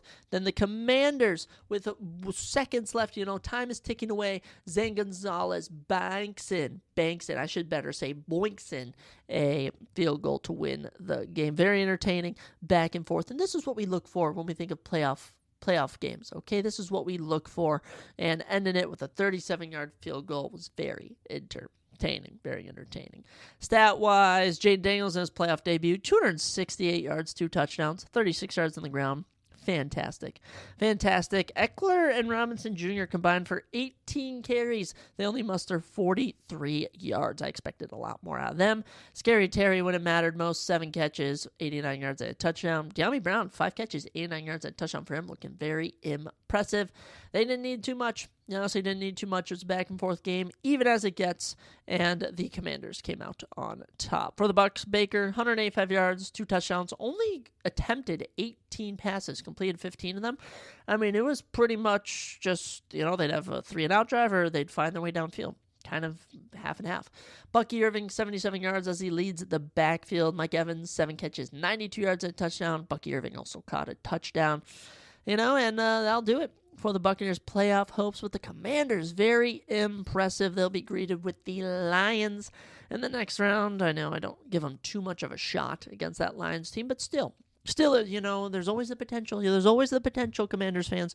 You guys can upset the Lions. I don't really care, personally, because as we're going to look at right now, my Vikings are eliminated. That's right, guys. Embarrassing. Embarrassing is all I have to say. It was abysmal. The game started off at halftime 24-3. We got a touchdown in the third, then failed on the 2-point conversion. Turnovers galore. Rams returned a fumble recovery. They just had our number every which way it went. It was just awful to watch. Just awful all around. Sam Darnold, 25 for 40, 245 yards, touchdown, and a fumble. Just lost himself out on a lot of money with this performance. Aaron Jones held the 48 yards. Cam Akers held the 39. Nothing going there. Hawkinson leading yardage-wise with 64 yards. Jefferson, 5 catches, 58 yards. Hawkinson caught the only touchdown. Jordan Addison, 3 catches, 29 yards. We just did not show up. We failed in Week 18, and we failed in the wild card game. Just a terrible way. Terrible way to end the season. Stafford, 209 yards and 2 touchdowns. He played all right. Kyron Williams, 76 yards. But it's like every time he touched the ball, it was putting them in position to get another first down. It was just, it was exhausting. Higbee, 5 catches, 58 yards. He tossed us. 5 catches, 44 yards for Puka. Cooper Kupp, 1 catch. Was a 29-yard bomb. Kyron caught a touchdown. Davis Allen caught a touchdown on the opening drive. What in the world? Oh, man. Just sad. It really makes it seem like the entire Viking season was all for naught. I know it wasn't actually all for naught, but It kind of feels like it. So that wraps up Wild Card Weekend. Rams will play the Eagles. Probably going to root for the Eagles in that one. As I look at all the games right now for the divisional round, Chiefs over Texans, Lions over Commanders, Eagles over Rams, and Bills over Ravens. I'm going with all the 1 and 2 seeds. But hey, maybe we'll see an upset. I'm always down for a little upset. You never know. But as for the games, Rams and Vikings sucked if you're a Vikings fan. Commanders Bucks was good, just watching football. Bills and Broncos, Bills domination. Eagles Packers, Eagles domination. Ravens over Steelers, Ravens, and Texans over Chargers. I mean, it was a beatdown. And as we look at this, every single high seed won except the Commanders and Buccaneers. So clearly, it is apparent that all the high seeds, all the division winners, are usually pretty good. But that's all I got for the divisional round for the wild card. I mean, football's kind of pointless now. The Vikings are out. I won in fantasy football, but does it bring me any joy? Does it, knowing that we will not be going to the next round of the playoffs? I don't know what to say, so that's all I got for the NFL. But I do have some surprising news when it comes to our first UFC event of the year. UFC Vegas 101 went down this past weekend, and it is safe to say this was a surprisingly good way to open up the year. So let's go through all the matchups, talk about them, and see what went down. Kicking off 2025, we had our first fight of the year in the men's lightweight division as Nurullo Aliyev took on Joe Solecki, and Nurullo did a pretty good job here getting the unanimous decision, a 30-27, 29-28, 29-28 scorecard to improve to 10-0. The Tajikistan fighter, I think is how you pronounce it, improves to 2-0 in the UFC. And as far as this one is concerned, it was back and forth, 35 significant strikes to 28, 81 total strikes to 52, 2 of 2 on takedowns for 8 minutes of control time, all for Nurullo Aliyev. Round 1 and round 2 both going handsomely to him, and then round 3 came around, and, he did better on the feet than on the ground. Joe Solecki actually landed a takedown, but Nurullo getting the better of him in the end. Joe Solecki is now on a 3-fight losing streak and will not have won in 2 years in February. So Joe probably going to be getting cut from the UFC sooner or later, but a good win for Nurullo Aliyev, 24 years young. He was the minus 500 favorite.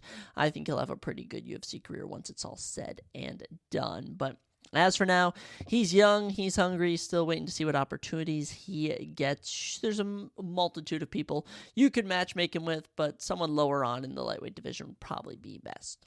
After that, we got our first finish of the year as Fatima Klein TKOs Victoria Duakova on the ground in round number 2, giving Fatima Klein her 3rd career knockout. She was the minus 900 favorite. I do want to add for this card, I went 8-6 on predictions, so I actually started out pretty good. We were 2-0.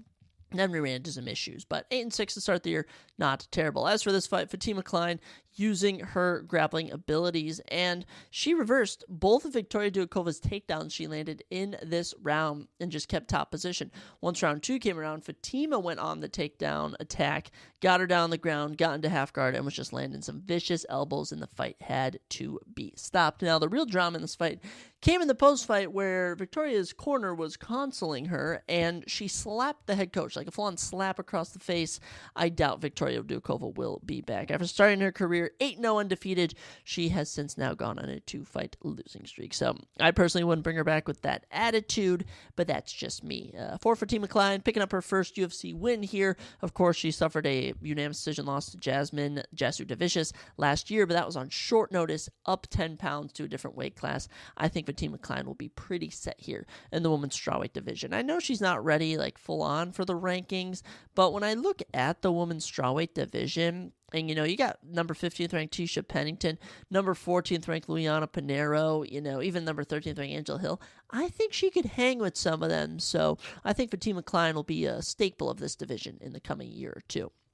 After that, light heavyweight action as Magomed Gatsaluev dropped his first ever professional loss to Bruno Lopez. Bruno Lopez going on the grappling attack in this one, 5 of 14 on takedowns, 9 minutes, 19 seconds of control time. All 3 rounds going to Bruno. On the judge scorecard, they did give Magomed round 1 because he had more total strikes. But, I mean, after that, it was just all Bruno. 5 takedowns, 33 significant strikes compared to 31. So good job to Bruno Lopez. Now on a little 2-fight winning streak. I think it is actually. I think it's a 3-fight winning streak now. So kicking off the year with a win. Good for him. As for Magomed, it's weird when you lose at your own game plan. You know, that's weird because his whole game plan is wrestling and he just got out grappled. I don't know if he'll be able to hang around in the light heavyweight division at that rate, but both these guys will be back in the future. This wasn't the most entertaining matchup, but mind you, it's the 3rd fight on the early prelims. It isn't supposed to be that entertaining. So good job to Bruno Lopez, improving to 14-1. We'll see what else he has to bring in the UFC. After that, women's flyweight action as Ernesta Karakayik beats Nicole Cagliari, and this was just your typical grappling versus striking. This one goes to the striker as Ernesta lands 95 significant strikes to 67. Nicole goes 3 of 14 on takedowns for 3.5 minutes of control time. 29-28 across the board, outstruck her in every single round. You know, I think the only round you could really give Nicole was either round 1 or round 3, probably more leading towards round 1. Good stuff for Ernesta. 6-1-1 now, professionally getting her first UFC victory. As for Nicole, this was her first fight in the UFC after winning on Day One's Contender Series. I think both of these women will be back, though the women's flyweight division has a lot to offer for both of them. But Ernesta, taking it off, split decision. It was all right. Following that, we got our second finish of the year, and from now on, things started to really pick up as Jacoby Smith, on 5-day short notice, comes in and knocks out Preston Parsons in 1 minute and 13 seconds. And we freaking predicted that. You already know the last 2 fights missed on those decisions, but Jacoby Smith, man, his 8th career knockout, improving his professional record to 10-0. I mean, incredible stuff from Jacoby Smith. Still undefeated, still getting knockouts. I mean, it's excellent. It's excellent work from Jacoby Smith, repping Fortis MMA out of Texas. And he just ran through Preston. You know, it was evident right on that he hits hard and he hits fast. His technique looked good.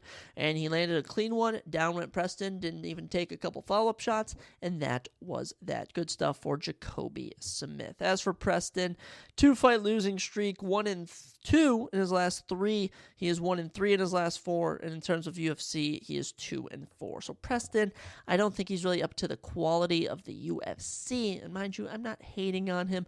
I would get my butt kicked by any of these guys. But Preston Parsons might be time to wrap it up. They'll probably feed another unranked welterweight to this guy. But Jacoby Smith, big things in his future at welterweight. And he's decently young, 28 years old. I sense good things in his future. No one really comes to mind for a lot of these people as they're new to the UFC. They're younger. So we're not going to really be able to look at the rankings as much. But there's a ton of unranked talent looking to join the UFC as well that they could take on. Such as the following matchup here is Thiago Moises beats Trey Ogden. And actually, as I say that doesn't really make sense, as these are 2 veterans of the UFC. And after dropping round 1, Thiago Moises fought back in round 2 and 3 to win the fight. Thiago Moises not really looking for the finish here. I would have liked to see him look for the finish, but gets it done by unanimous decision. Round 1, Trey outstrikes him 36-12, significantly on the feet. Round 2, Thiago fires back with a 32-19 outstriking masterclass and 3 minutes of 23 seconds of clinch work, which gave him a control time there. Round 3, Thiago, despite getting taken down, is able to reverse it and stay on top for 4 minutes. So a total of 7.5 minutes of control time for Thiago. He wins this matchup. Good stuff for Thiago. He had lost his last outing to Ludwig Klein. Bouncing back with a win here. Nice to see. 19-8 professional record now for the lightweight. As for Trey Ogden, snapping his little 2-fight losing streak, which should have been 3. I think both these guys will probably be back. Now, I won't lie. Trey Ogden, 35 years old, is getting up there in age. But Thiago Moises, 10-fight UFC veteran, only 29 years old. He's got a lot more to show to this lightweight division. He always takes on guys similar to Trey Ogden, where they fluctuate in and out of the men's lightweight division. If you did want to feed him to someone, near the rankings. I can't really think of anyone that comes to mind. Drew Dober could be someone that Thiago Moises could square up with. I think that would be a fun fight you could do. Other than that, no one really else. As for Trey Ogden, I think we should feed him to a young, hungry up-and-comer. Nurullo Alayev, maybe. It's tough to say, but good win for Thiago. Back in the win category, doing what you need to do. After that, I mean, it's weird when you see things that are just so predictable and they actually happen. But nonetheless, Marco Tulio runs through Ior Portera, 3-minute knockout. And, he's making his debut, my 500 favorite, coming from Dewas Contreras series. I mean, no surprise here. 13 wins. He's now up to 9 finishes, including an outstanding 8 knockouts. I mean, are you kidding me? Marco Tulio, actually, it's 9 knockouts now. The win streak's at 9 fights. Good stuff for Marco Tulio. This guy's going to be a problem in the men's middleweight division. I'm here for it, too. I love seeing that. Marco, welcome to the UFC. The middleweight division has a lot to offer you. There's tons of fighters in the men's middleweight division, unranked, that you could take on. As for his opponent, Ior Portera, 3-fight losing streak. He's been finished in round 1 in 3 of his UFC fights. His UFC run will most likely end with a 2-6 fighting record, but I think he'll do good on the independent scene. I truly do. Ior Portera, 20-8, and he's only 28 years old. So best of luck to Ior Portera. He's probably getting cut. As for Marco Tulio, I'm searching for someone he could maybe fight that's not really in the rankings.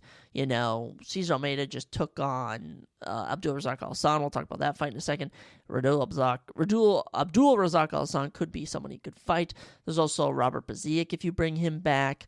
I'm even thinking of, maybe Cody Brundage, Jacob Malkoon. There's a lot of options for Marco Tulio. We'll see if he moves up to light heavyweight, but middleweight seems to fit him. Good stuff there.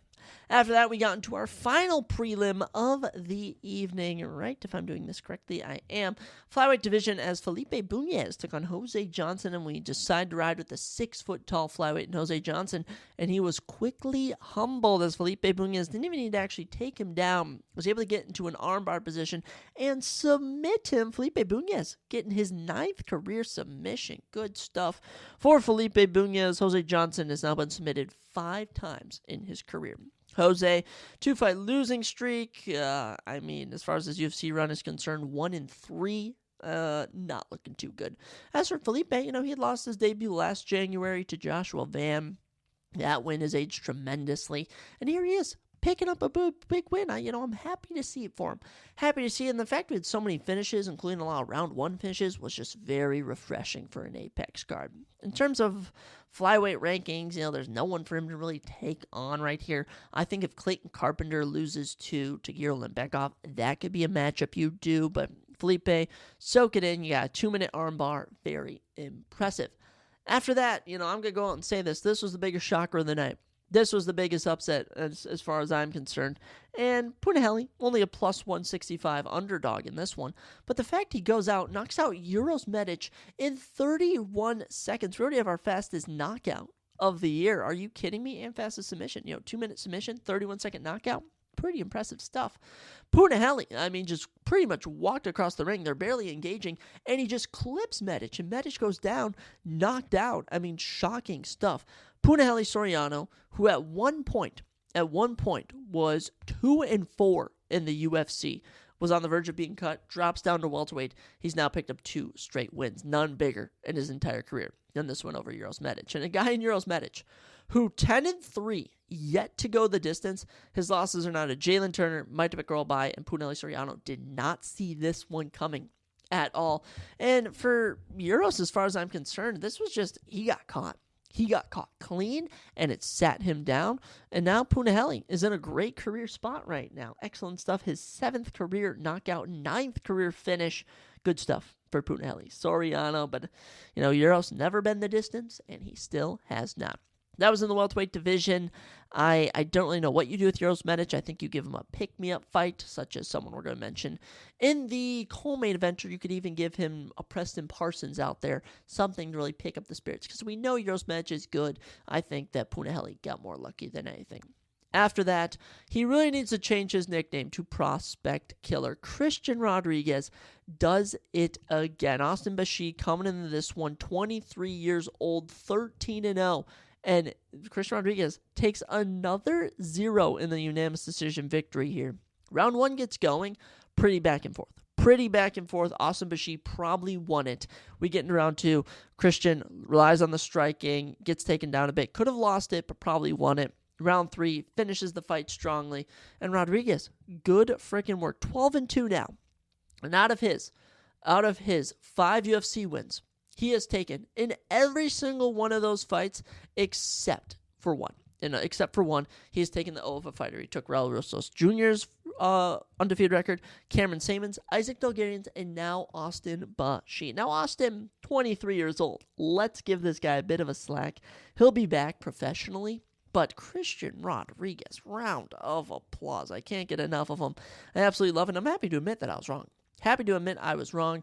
It's just funny that he beats these undefeated guys, and then he's dropping fights to Jonathan Pierce, getting submitted in round 1 by Julian Erosa.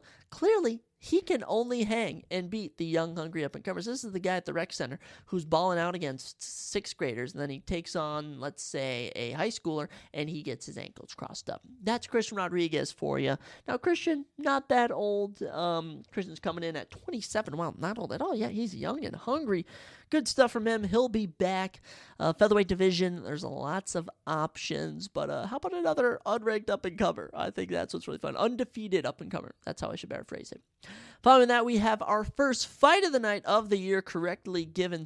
And there's been some debate to this stoppage. Of course, I'm talking about Roman Kopylov and Chris Curtis. Absolutely fantastic that we predicted Roman would win this. But back and forth action. Roman Kopylov wins round 1. Chris Curtis wins round 2. It is back and forth in round 3 until the ending of it, which Roman was getting the better of Chris Curtis, where he hits him with a nasty head kick. Chris Curtis goes down, literally covers up his face. Mark Smith steps in to stop it. There was 1 second left. And I get people are mad that this didn't go the distance, but it wouldn't have changed the outcome. Okay? It would not have changed the outcome. All this does is just really give Roman Kopylov some positive momentum with another finish right here. Because, Roman, excellent work from him. His 12th career knockout. Need I remind you, he has 14 career wins. Are you kidding me? 2-fight win streak now for Roman Kopylov, and he's 6-1. With his only loss coming to Anthony Hernandez. By the way, Anthony Hernandez, currently ranked number 12, has a top 10 opponent coming at him in his next fight. I'm very surprised. Very surprised that people are in an uproar about this. I mean, Chris Curtis, we're acting like he's in his prime. We're acting like Chris Curtis is in his prime. I'm not trying to be mean. He's not. He's past his prime. But he had a great outing here. Great outing. Roman Kopylov, though, getting the better of him with a fight of the night knockout. Roman, I don't know what to do with him because I feel like he's ready for the rankings. I think Michelle Pereira would be a fantastically fun fight.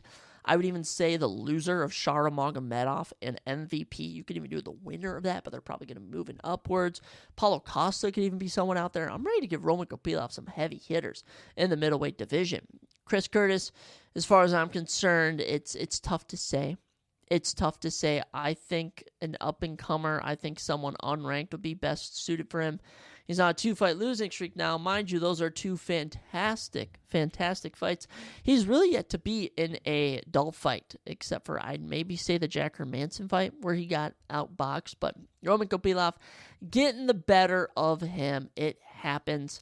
I think someone like, Paul Craig could be a fun fight for Chris Curtis. As we look at the rest of the card, Marco Tulio.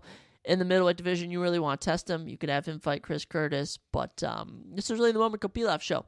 Proving how good he is, beating another veteran of the game. Impressive work for Roman Kopylov. And as we got into our third to last fight of the evening, Cesar Almeida giving us a knockout of the year already. This is already your knockout of the year contender as this fight, Cesar Almeida, Abdulrazak Al-Hassan. The most chaotic 4 minutes and 16 seconds I've ever even seen. First off, Abdul goes out, drops Almeida. I think Almeida's going to get TKO'd. He gets back to his feet. He starts getting the better of the exchanges. He clips Abdulrazak Al-Hassan. I don't even know, what are they even describing this as? They're describing it as just a punch. They're just describing it as a punch. It was almost like an uppercut, hook, straight, whatever you want to call it. Catches Al-Hassan, and down he goes. Down he goes flat as a board. Flat as a board. We had to check on his vitals. We didn't know if he was okay, but a chaotic 4 minutes and 16 seconds. Almeida getting a performance bonus.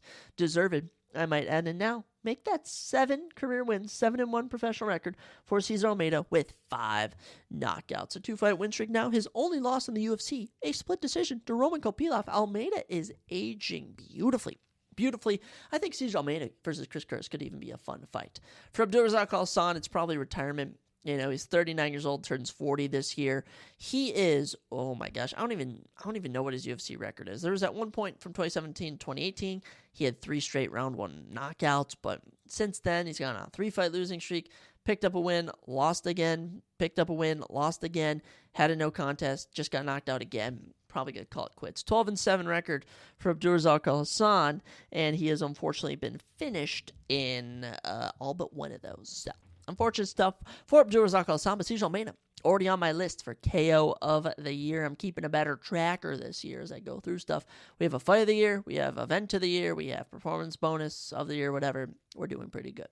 Keeping the finishes coming to me. I just want you all to know 14 professional fights on this card with 9 finishes, including 4 straight on the main card. Out of the 6 on the main card, 5. Love it. Absolutely love it.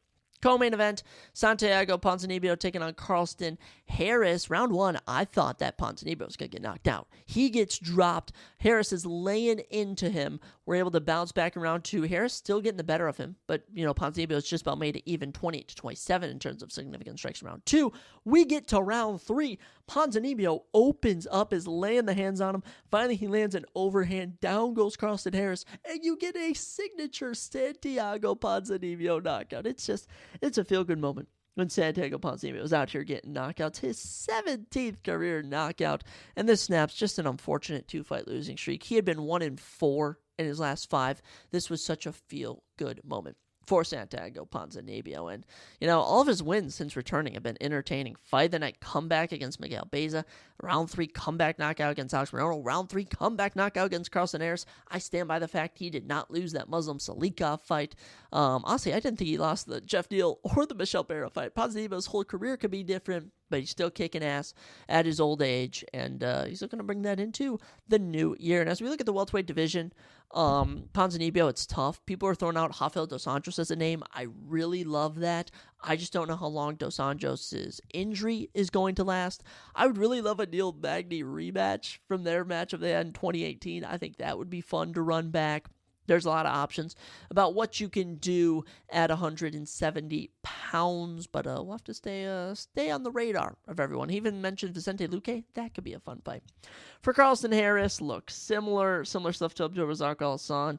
He's 37. He's now been knocked out in back-to-back fights. Might be time to call it a career. If he stays here, he's going to be taking on more hungry up-and-comers such as Jacoby Smith on the prelims. If I was Carlston Harris, I'd, Eros Medic is another name. I'd maybe check out the PFL or something, but clearly you're only going to be taking on some tough guys in the UFC. Following that, folks, we head to the main event. Nothing brings me more joy than when I nail the co-main, and especially the main event, 8-6 on the card. In terms of my misses, Cesar Almeida, Abdulrazak Al-Hassan, it was 50-50. Abdul almost knocked him out. I can admit my faults. Chris Rodriguez versus Austin Bashir. I should have gone with the prospect killer. Really should have. Punahele Soriano, never saw that upset coming. Felipe Bungas over Jose Johnson seemed pretty obvious. And as for the Ernesta Karakic and Bruno Lopez decisions, those were just misses on the prelims.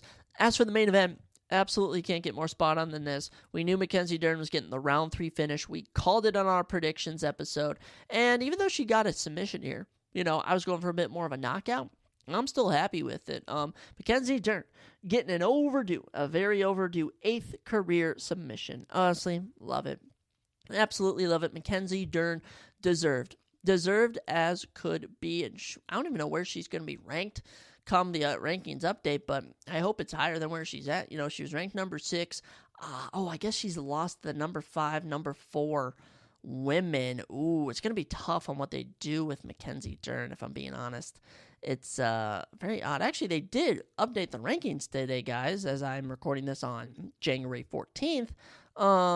There hasn't really been too many changes, actually, at all. No changes that are of significance, but Mackenzie Dern submits Amanda Hebus, and I think she's got a fight lined up with the, I'd say, number 3 ranked Virna Jandiroba, maybe even Jessica Andrade. We'll have to see. In terms of this fight, round 1 went to Dern, round 2 to Hebus, and then round 3, Dern gets taken down and then immediately is able to get into an armbar position, and that armbar would result in a finish, which is just such a feel-good moment. Such a feel-good moment. Hebus, 2-fight losing streak now, 1-3 in her last 4. She's 2-4 in her last 6. I don't know what to do with Hebus. I honestly don't. She's ranked number 8. How about number 13th ranked Angela Hill? There's a fight you can make. But this is the Mackenzie Dern show. We're all happy for her 2-fight winning streak now. And it's pretty funny that her last 3 losses that she's had in her career are to the number 5, number 4, and number 2 women in the division. So the only people she hasn't fought are number 3 ranked Virna Jandiroba, Tatiana Suarez, and the champion Zhang Weili. So maybe she takes on the loser of Tatiana Suarez and Zhang Weili. I like that option, but this is already my submission of the year candidate. Fun stuff on this opening card. You can't get a better Apex event than this. I think that January is in for a fantastic set of events. But 8-6 on predictions. We nail the main event. I absolutely love it, guys. So that's all we have for UFC Vegas 101. Next time I see you, we will be doing our UFC 311 predictions. Islam Makhachev takes on Arman Tsarukyan in a rematch. And you also have Merab Dvalishvili defending his belt against Umar Nurmagomedov. As well, we'll have our NFL divisional round predictions, all sorts of fun stuff coming at you. You also have Jerry Prohaska fighting this weekend, Renato Moicano, Kevin Holland, Peyton Talbot, Halton Almeida. There's just so many fun fights I cannot wait to cover, guys. So much fun. But yeah, there's a lot on today's episodes. We've been having some tame ones. I like getting back to these ones where we talk about so many things. Guys, as always, thank you so much for listening. I appreciate it so much. Still trying to figure out how to grow this podcast. I just have a feeling that if this podcast can reach more people, it will garner more attention. I truly feel I have a lot to offer. Of course, if anyone wants to be a guest, if anyone wants to share with me any advice, any knowledge, please let me know. I'm always open to learn. But we'll be back later this week with another fun episode. As for now, guys, I'll send you on your way. And as always, I'll catch you next time on the Surprise Jab Podcast.